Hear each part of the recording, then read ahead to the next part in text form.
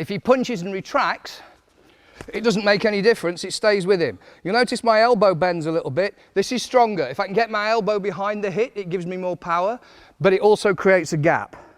And again, if that's a knife in here, I'm nervous of that response. So my arms will often dip. If there are arms between me and him, my elbows, will often dip.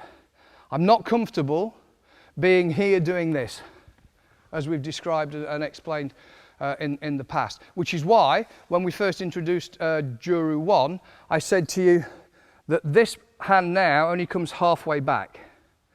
And if you see here on Juru 2, week 1, half beat, this has stayed out, it's only halfway. One of the reasons for that is if Eddie punches me, and then his technique is always to retract all the way back, that's really safe if the only thing I can do is a similar type of motion.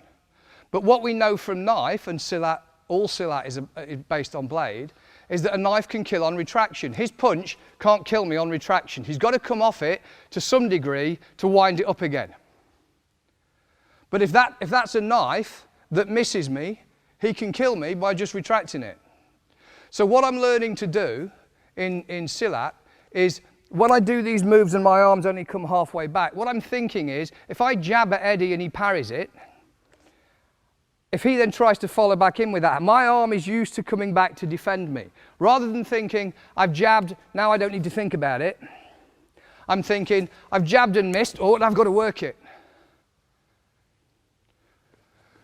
Okay, so that this halfway out movement is really, really important. It's letting our forearms protect us on the retraction. So I throw across and he parries it, and then as he starts to move in, this arm is already alert to something. It's already willing to play.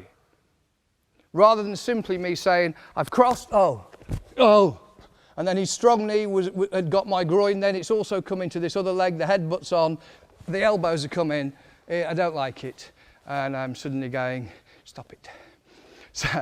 So that movement is really important. It works off a hook. If I hook at Eddie and he blocks it, what I'm looking to do is move it again. If they don't give you a thumb, they'll give you a little finger.